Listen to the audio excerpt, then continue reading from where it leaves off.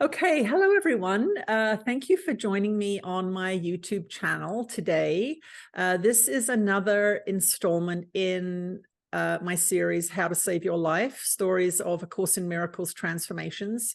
And today we are with Cassie Rowe, and she is going to let you know what her experience of doing the course has been and how it's changed her life. So thank you for joining me, Cassie. Thank you for having me. I'm really excited to be here. Oh yeah, well, I don't know your story, so this is the upside of everything for me, is I get to hear these wonderful Course in Miracles stories. So the first question is, how long have you been doing the Course in Miracles? My first time through the lessons was last year, so 2022, and I'm working my way through the lessons again. But it presented itself to me many times through the years, and I ignored it for a while. Oh, so you were one, yeah, that's a story that happens a lot. I guess we aren't ready till we're ready. So can you give us a couple of examples of coming across it before and why you didn't do it? The first time that I saw it, my mom had found it and she was sharing things with me, and I was in college at that time. So this is 15 years ago. And I remember she sent me one of the lessons. I don't know what one it was, but I read the words and I was like, what is she? No, like I just turned it off. This is not where I am right now, Right. And she probably sent me a couple more, and I just thought she was kind of, bonkers. And then later on in 2020, I actually knew someone who was going through the lessons with some groups of people together, not guided, but just, hey, we're going to do this. Do you want to hop in? And I thought, right. I'd seen that book, and I know it was the words that scared me, not because I was brought up in a particularly religious household, but they're just loaded words. And those words being God, Jesus, atonement, sin, all these Holy Spirit, all these really heavy words, which, when I talk to people now, I'm like, don't worry, that's not what you think they are. Let's just define it. That's right. Yeah. Because it's not that, and you do know. So I looked at it and I thought, I can't let words govern what it is that I look into. So that at least is something, when I become aware of something and I realize it's limiting me, I'm like, okay, let's go for it. So I started in 2020, but I really struggled with it in the beginning. I hadn't looked for support beyond just the book. And my ego hated it so much. So when you say you struggled with it, so what was it in particular? I mean, obviously it's a challenging, wordy book, and it uses words that trigger a lot of people. So that's the beginning part of it. But yes. What else did you find difficult? I had only started with the lessons. I wasn't even attempting to read the book. I don't think I even had the book. I was doing the lessons online. And the first lessons, I don't know what anything is for, and this doesn't mean anything. And so I'm watching my children walk by, and I'm thinking, my daughter doesn't mean anything to me. And I'm like, yes, she does. Right? Right. It's this because we are raised to think upside down, and so this was a complete thought reversal, and I could feel my ego railing against it. I stuck with it for probably 5 months, but hit and miss. It wasn't like I was doing a lesson a day, because I'd do one and then I'd feel like I didn't do it well enough, the ego story, or I would skip a couple days because I didn't have time. And anyway, so it was, and that's all part of the journey, right? It's all part of the, I don't have time to heal my mind. You're like, well, actually, if you don't heal your mind, you're wasting a lot of time. Doing things incorrectly, right?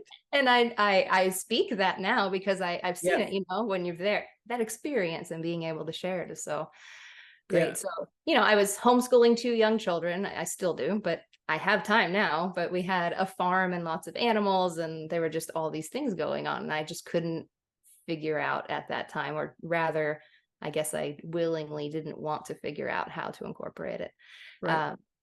And then this might get into your next question for me. Okay, well, let's get to just to go backtrack a little bit. Why did you do it? Why did you start this 365 days of mind training? It's an intense thing, and there has to be some motivation for you to start it. Yeah. So when I started last year, it was because I had experienced enough other material to be ready to see what it had to say and to be willing to stick with it no matter what I thought of the early lessons. When I started it in 2020 and then quit, I told you I'd struggled. But when I quit was really, I think, what started my spiritual journey on this path and back towards A Course in Miracles. So for me, it wasn't COVID related at all. My husband hit his head and was in the ICU Oh, wow. for a few days. He did not have to have brain surgery, but I was in so much fear. Like, am I going to tell my very two small children that their dad's not coming home? Like, it was that close. You didn't know. Yeah, it was an upheaval. And, you know, things repeat themselves, right? And the spirit knocks louder to get your attention. And I didn't realize I was afraid. I didn't know I was an afraid person or a judgmental person or any of these things. And so having that staring me at the face, you know, and I thought, I have two young kids. He's the one that works. I'm the one that takes care of the kids and, you know, cooks and takes care of the animals. And we have this farm. And it was just like, bam. So, yeah, so I put down A Course in Miracles at that time because I felt like I wasn't getting it. And then I found lots of other books to fill my time until 2022 when I came back to it again. But looking back, I would not be surprised that that first 5 months or so where I worked with the text even resistantly, that it helped to bring that to light for me because I had not seen it before. Right. And Jesus does say, and for anyone who doesn't quite know, Jesus is the voice and the teacher in A Course in Miracles. It's channel text. Mm-hmm. And so he is the teacher. And at the beginning of the lessons, he says, you don't have to like them. You don't have to understand them. You just have to do them. So for anybody who's considering doing it or has looked at it and thought, well, this is bullshit, or I don't like these words, it doesn't matter. If you do the lessons, then what you're doing, and Jesus calls this the small willingness, you're showing a willingness to entertain the idea that perhaps you don't know everything. Perhaps there's something that you don't know. And I think most people, if they actually ask themselves that, they would say, of course, there's things I don't know. And then you sort of, the next step is, well, maybe the Course in Miracles has something for you. Mm-hmm. So in that 365 days of lessons, what was, I've heard you kind of allude to it, but what did you discover about yourself and your mind? What were the big discoveries that you realized in doing those lessons? That I definitely did judge, obviously. That's why I wasn't feeling at peace all the time.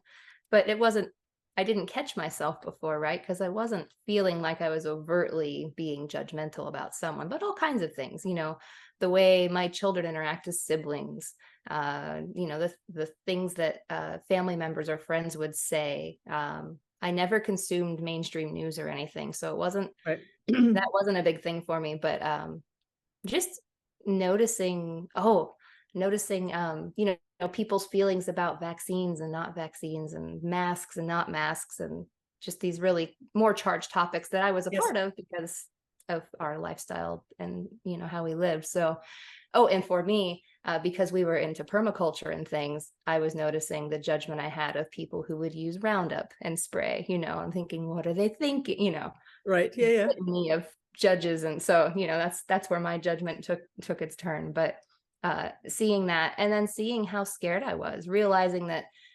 I was afraid to let people know what I was thinking or doing. I was never like a bandwagoner, or you know, I wasn't into like movies and agreeing with everybody about the best movie and chatting about it. But there was a moment when I realized that I was afraid to share what my thoughts were, or even what I was learning about A Course in Miracles, Baird T. Spalding, and the Masters of the Far East, you know, all these things. That book resonated with me so much. I knew it was true. I think it's what brought me back to A Course in Miracles. Okay. Yep. But so I started a blog on Facebook, and I thought, called Conversations and Awareness, just to discuss some of the things I was learning about non-duality, and because I didn't fully understand it, and I thought writing it would help. I like to write. Okay, good idea.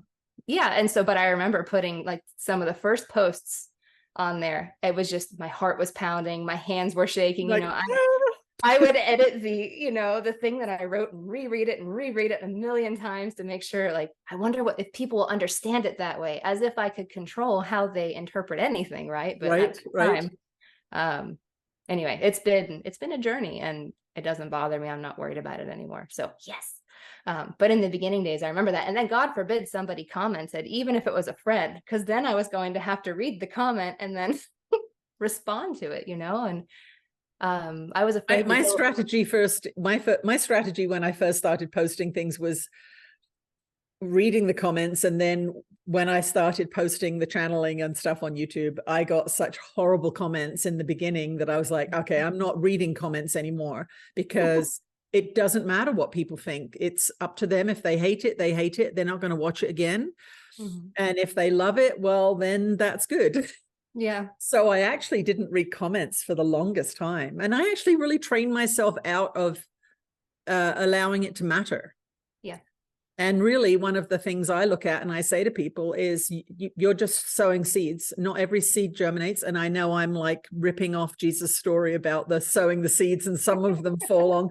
But it's true. It's such a true thing when you're sharing a spiritual teaching from your point of view. Is it's not going to fall on open minds all the time, but you don't know where that seed is going to land. And I've had people tell me things years after the fact that something I posted affected them and made them make a better decision.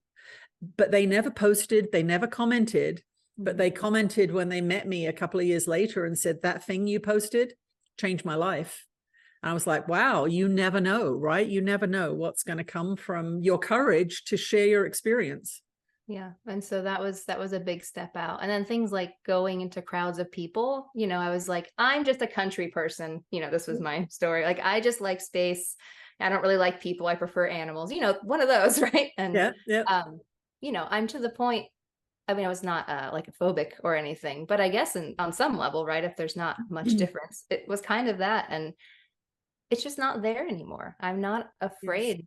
I'm not afraid to speak to people I don't know. I used to be afraid to speak to people, and yeah, it's wonderful. And here you are publicly speaking to a lot of people, because a few thousand people will be seeing this.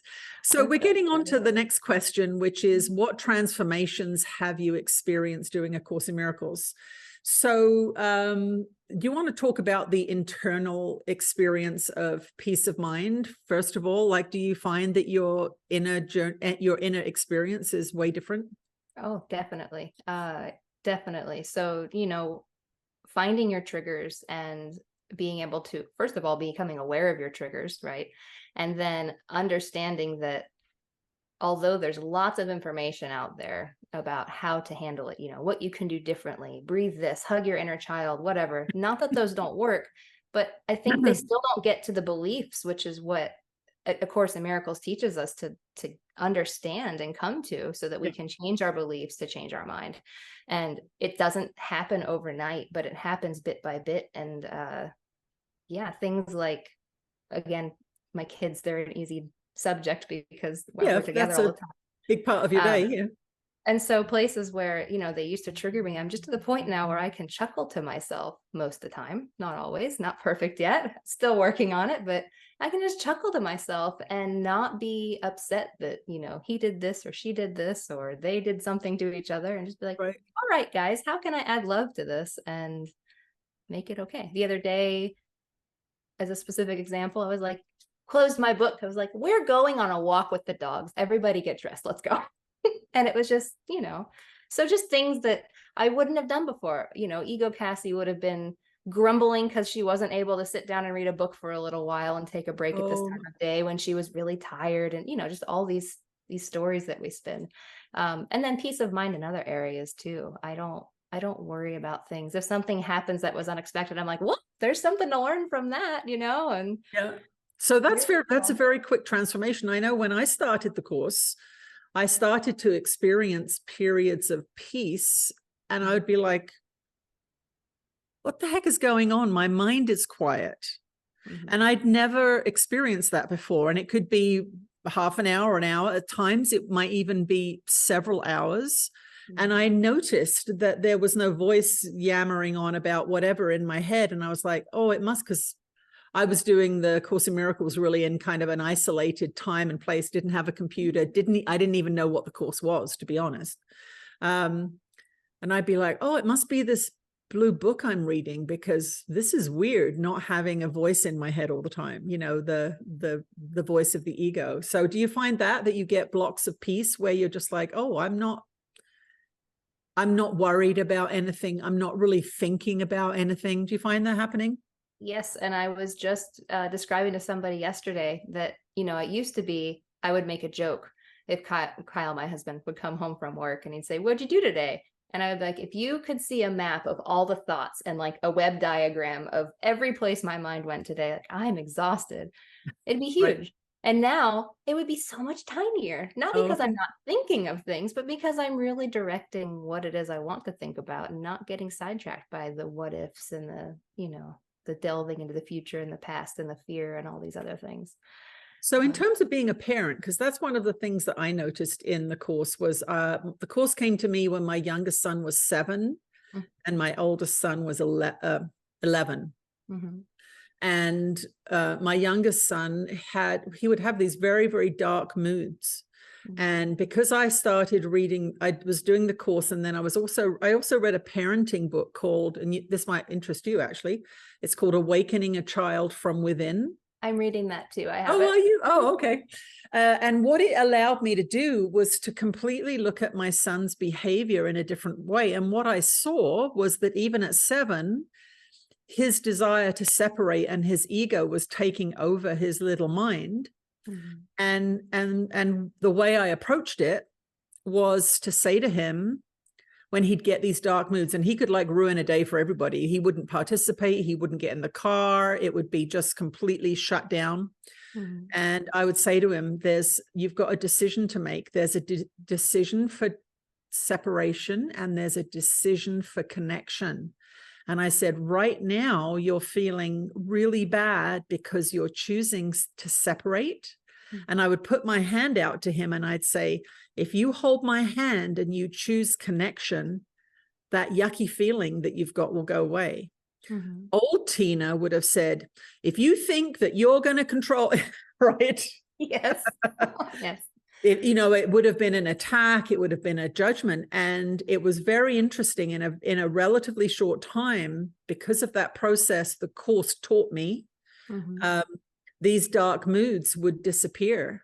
But what I'd see is like, I'm actually giving him the understanding of what his mind is doing. And I think as parents, obviously, the more we can teach our kids to understand why they feel yucky, what's going on, because egos are at play when how old are your kids? 10 and 6.5. So yes. Yeah. Their egos are in full tilt, right? They're deciding, this is mine, you can't have it, I'm not letting you have it, or whatever. Mm-hmm. I also do think about that sometimes, where we insist our children are really good at sharing, but how good are we sharing our car with somebody? Not very good. Yeah. Yeah. And we ask things of kids sometimes, right? How would you feel about sharing your husband? Probably not very good. Yeah. For kids, right? That toy that they want or whatever is the most important thing in the moment. So you're definitely finding you're a more easygoing mom. Yes. And I talk about it with them. It's not a secret. They saw the transformation. Maybe the younger one was not quite as aware in the beginning, just because he's in his own world. But yeah. And so we have extensive conversations. They've watched you, they've heard you in the background. I listen to Nick and Corrine in the car usually. And so they hear they're just exposed to it. So, and it's made a big difference, not always for them, part of them, sometimes they believe what I'm saying. And sometimes they're like, that's not real, Mom. Like, okay, whatever. But I hear them come out with these little statements to each other. And I'm like, oh, you've been listening. Well, and also if you think about subconscious programming, listening to something in the background, mm-hmm. I'm sure that's how a lot of commercials make their way into our heads, is just, it's in the background all the time. Right. Yeah. So why do you think people should take the course? What is it that you think if someone's watching this video and they've not heard about A Course in Miracles, or they have heard about it, but they've, you know, turned away from it like you did in the beginning, why should they take it? Because it will change your life, and you'll have so much peace and love, and you will learn how to not choose suffering. Because I think the biggest thing is that people don't realize they're choosing it for themselves. They think it's this person over here, or this war, or what have you, their kid's fault, their whatever. And it's not. It's you not understanding how to think and learn and love with your guidance system. And you can change that. And you know, it can be very scary in the beginning. It is. The course guidance group that I'm doing right now, you know, they were all really freaked out by the early lessons. And I was like, I know, I get it. And this is why, but it's okay. And it's going to pass. But you just have to have a little bit of faith in yourself. Later, you can have faith in others if you want, as far as Jesus or whatnot goes. And like you said, you don't have to like it or understand it. You just have to do it. So if you can, I always say, if you can just give it a month, like you're going to feel something. And then after that, you're going to be like, this could be okay. Maybe I'll give it another month, you know, and just do step by step like that. Because ultimately, it doesn't matter if you start and stop and come back later, because it's going to happen. But just exposing yourself and being willing to consider that maybe the way that you've been taught to understand and think about things is not the whole truth. And what could that look like if you added, my favorite exercise for people to do is write down what you don't like that you're looking at in your life, and draw an arrow over and make another column and write down what it would look like if you added love. So if you're adding love, how much better could your life feel to you? How peaceful could it be? And just see, it's just, it's so beautiful. So when you said in the beginning, people are scared, that wasn't my experience. So what were they articulating, and what do you think was scary? Because you mentioned that idea of, you know, this glass of water doesn't mean anything, and those kinds of early lessons, which kind of really shock people because their mind immediately argues with it. But what do you think people are afraid of in that circumstance? So what they talked about to me, because we had some pre-course starting discussions about the ego and separation and all that stuff. They were like, well, I really like the ego parts of me. Am I going to disappear if the ego is dissolved? You know, just dissolve means that it's going to go away. Am I just going to disappear from here? Is life going to be boring because we don't have those up and downs anymore? And I said, you can take my word for it that it's not. I'm still here. I know people who've been doing the course for many years and they're still here. And life is not boring. And life is not boring. Like, you're following your heart. But, you know, some people, they come to it, well, you know, they all come to it from different areas. Some people are just curious, you know, and then some other people are in a transition area of their life where things are going kind of tumbly anyway. And so the fear of like, well, what if my relationship isn't going to hang on? You know, I'm kind of counting on that. Or what if this, or what if that? So all those possible changes. And that's something, you know, that I can't give you an answer for, but I can promise you, it's what I tell them, that what is not meant to stay will fall away and you will feel free. But I can't tell you what that looks like in a form perspective. And I don't know what your experience of this is, but what I've found over the years of doing the course is that Tina's still there. It's just the sharp edges and the fears and those things that were problematic have fallen away. But what they weren't actually me. They were kind of layers of dirt on top of me in a way, if you look at it that way, like conditioning programs or fears or traumas, that the course has allowed me to be more Tina, in fact. Yes, I agree. You're not your ego, but you know, we identify. Well, we still have egos.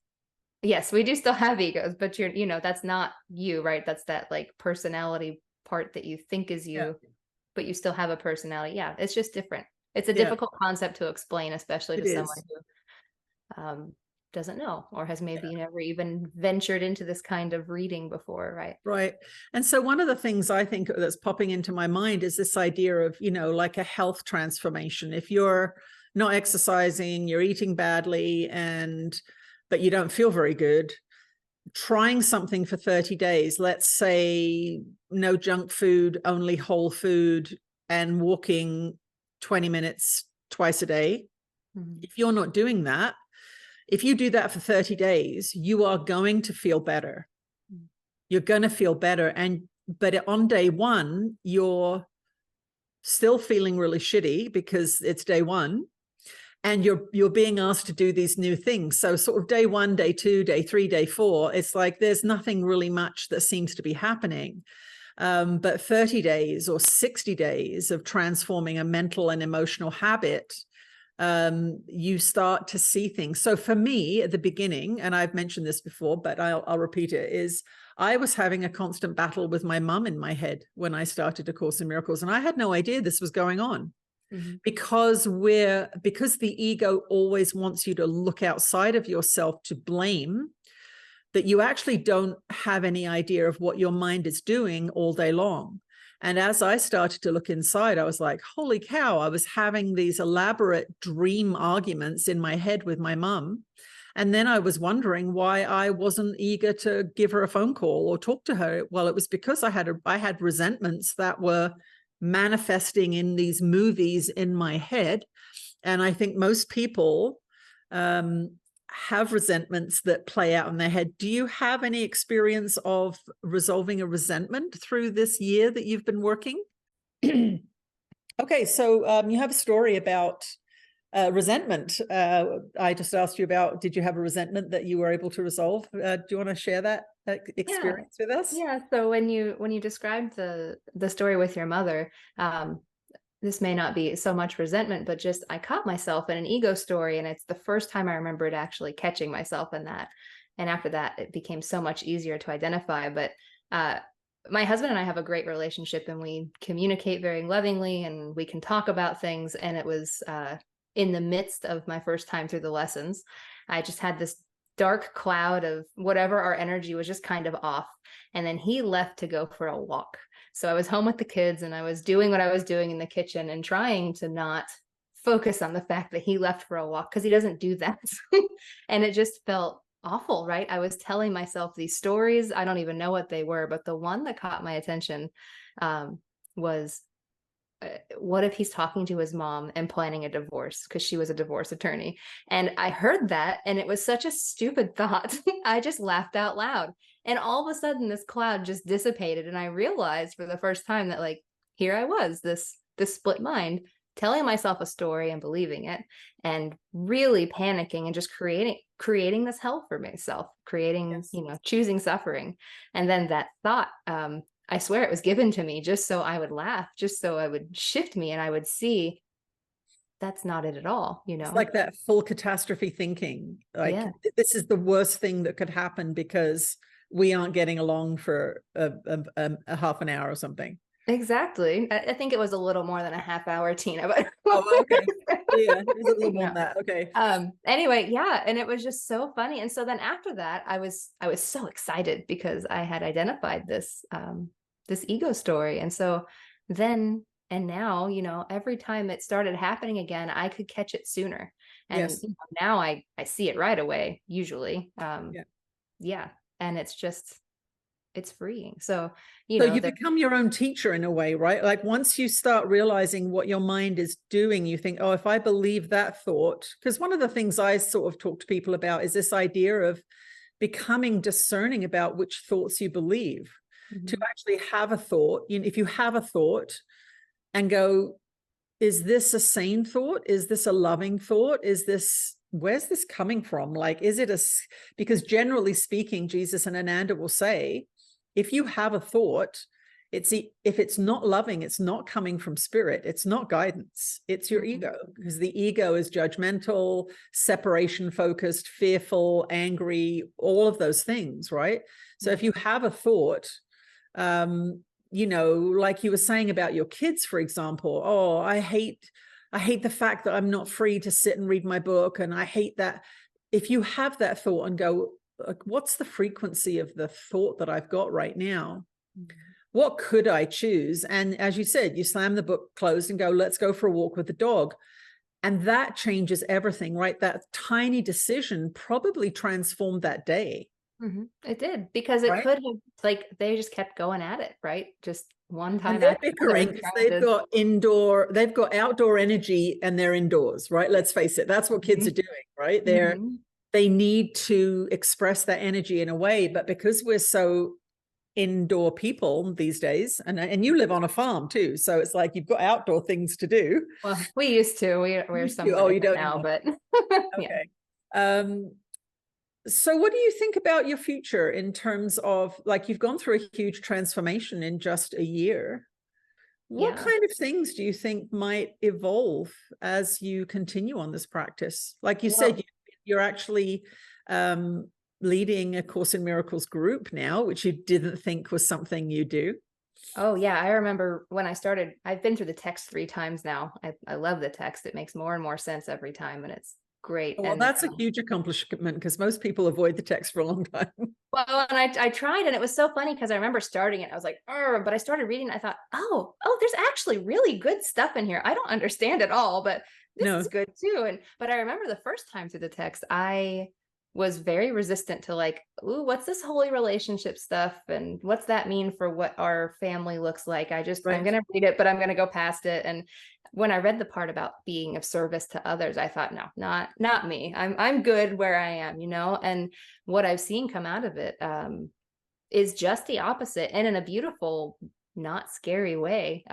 Also not being so afraid of things anymore. But I came to your Sedona retreat last November, and shortly after that, I started channeling. I was not yet fully through the Course in Miracles because I started on January 1st. So, but I didn't share it because I was like, okay, is this me? That stuff. And then I started sharing it a little bit afterwards, and I was really drawn to look into healing, energy healing. Anyway, so basically in the last just 4 months or so, I've been putting that out there and helping people and believing it, because Jesus tells us in A Course in Miracles that we are all healers and we can all do this. And anyway, there have been great results. So I don't really bring in a lot of income that way. Most of the things I do are for trading, and that's okay for me because Kyle is doing it, that part. He handles the bills, which is great. So it's really allowed me freedom to explore and see what we're all capable of. So, I'm leading this Course in Miracles group, which again is something that I never thought I would have done. But because I went to a women's circle all summer, and when they had questions, they would ask me what I thought from, my perspective of what I was learning. And I told you this before we started recording, I would say, well, you might not like the answer, but here's what, here's where it comes from and why. I had some people ask me, because they wanted to start the course, if I would help guide them through it. I said, sure, why not? So I share your videos with them. They have other resources. We have extra books. We read a little together. I answer questions about their stuff in their life that's going on. So, there's this beautiful group in my life there. There's this beautiful community on Mighty Networks between your Mighty Networks and Carol Morgan's group. And it's just like this spiritual family. And really, this is what I do with all of my spare time now. I love it. So, the healing, the channeling. Can you talk a little bit about the channeling? So that started very recently. Yes, it did. And how did it begin? I really wanted it for one. Like, I just kept asking, and I remember just being so intensely focused on you channeling in Sedona. And I can't remember her name, but the lady that did the massages, the body work there, she called me out. Katie? Yes, she was wonderful. I want to come back to Sedona to go there, but also to see her again. But I had come in that morning, and she's like, "You're here to learn to channel." I was like, "Is it that obvious?" But yeah, I just asked for it, and it was funny because I was meditating. Right, that's when it comes most easily, because I've intentionally cleared my mind to bring in flowing information. And I had a thought, and I kind of asked myself, should I write this down? And I got a yes. I'm really aware of what like a yes and a no feel like within myself intuitively. And so I started writing, and I said I started that blog to share my ideas. That was very intellectual and brain focused, what I was doing.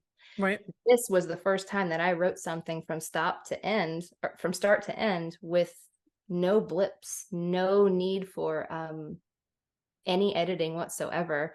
And it was amazing. I wrote so fast, because I was afraid I was going to lose the stream, that like my hand was just shaking and aching when I was done. All right. But, oh my gosh, did that really happen? So it did. And so I continued that, always loving messages. And then in March of this year, I went to Carol Morgan's retreat in Oklahoma, and they have a channeling circle. It's just a thing they do. And I thought, this is it. I'm really nervous, but remember, like I said, when I feel nervous about something, I'm like, I'm going to do it anyway, because I know it's just my ego holding me back. So I thought I will channel by voice. I'd never done it for anybody before, but myself, when I recorded it. And so I did, and it felt so great. And I got so excited about it. I thought, let's start a channeling practice group. So I also lead a channeling practice group in Carol Morgan's community. Oh, wow. And we have, just to help people, because like I'm not a professional channeler. I'll never say never, but I really don't see myself doing what never you're doing. Say never. Never say way. never. I know, right? I know that rule. But I don't see that now. But what I have seen is, just a lot of us, we were curious about how it worked for each other, because it's different for every person, and how they feel like they receive it. And so anyway, we meet twice a month, and there's been a lot of growth, health wise. It's like a giant healing love circle of sharing. It's beautiful. So I'm doing all these things that you never thought you'd be doing. Never would have imagined. Yeah. Right. And it's so fulfilling. It's passion stuff. It's not. Well, it gives our life purpose. And I was actually just listening to a Jordan Peterson podcast, and that's one of the things that he really emphasizes, is this idea of life having purpose and really having a passion. And that's what happened for me. Is I read the course for 12 years and then I had this Kundalini awakening, which changed everything. But the real thing that the course has given me, it's given my life purpose. And every day I have an opportunity to make a video or channel or do a session with somebody or whatever. And I still have my life that I live, the things that I do, the Tina things that I do. But every single day, there is this purpose that's there. That's like, people don't need to suffer, put out some information. And so it's wonderful to hear that you've gone through such a quick transformation in such a short time. Very encouraging for people. And I say to people, this is the time, like with the ascension energies and the frequency of the planet going up, even though it looks so crazy chaotic. This is a time, but I do personally recommend that if people want to channel, that they do the course first. And for me, what I think that does is it goes through that clarification process, so that you're aware of your weaknesses, your ego's strengths, and things like that, which will come into play when you're channeling, for sure. Yeah, I agree. And everyone I talk to, I'm like, even if they want to. For example, if someone wants to go talk about the Akashic records, I'm like, if you're going to find somebody to do that with, make sure they've done ego clarification first. It doesn't have to be the course, but that's a good indicator, because, and that they're still working on it, because it's true. You don't know what's there until you become aware of it. And it's not that there are other ways that can't work, like everybody says, and I'm repeating your own thing to you. There are billions of ways to get back home. This is just one of them, but it's so, just because I've experienced it, I guess it's so true. And I know that it's working, and it's something I'm going to continue to do. And so I encourage people to do that too, because you don't know how your ego's clouding you until you are aware of it. Until you're aware of it. No, it's unconscious until you see it. And then you're like, oh my God, I can't believe I'm doing that. Yeah. And so, it's wonderful. So and it has been so fast. It's been so fast, and it's hard to even picture, who I was 3 years ago, because incredible, it's isn't it? So different. Yes. But I know, like you, I get so excited to just help people understand that they don't have to suffer, and then starting that business, which was also very scary, because I was like, why am I starting it? But, and just having it be there, even if it's not like this big thing, it's just there. And I did it. And not because it's something I needed to accomplish. I never wanted to do that, but now it's out there. So if someone happens across me, like I happened across your page online, like maybe we resonate, and then maybe we get to talk, and I could go on for hours. So when you say this business, you've actually started a business doing the channeling or the healing? Yes, I'm doing mostly trades. Okay, you're doing mostly trades. Okay, so if you like, we can put your contact information in the description box if you're open to having other people connect with you if they're interested. Great, thank you. Okay, we can do that for sure. So if you wanna connect with Cassie, look in the description box below, and we'll put her an email down there, and she can you can contact her if you'd like to have a session with her or discuss some healing or channeling thing that you're curious about. Because the thing is, people get guided to, right? There could be someone watching this video right now going, I don't know who this woman is, but I want to talk to her about this. Well, and that's just it, is the people I've connected to, they haven't, some I have known, right? And but for the women's circle, we're just attracted to each other, and and I guess I didn't mention that, but in the early parts of the course, people would come to me, just like you say, just like you always say, what are you doing differently?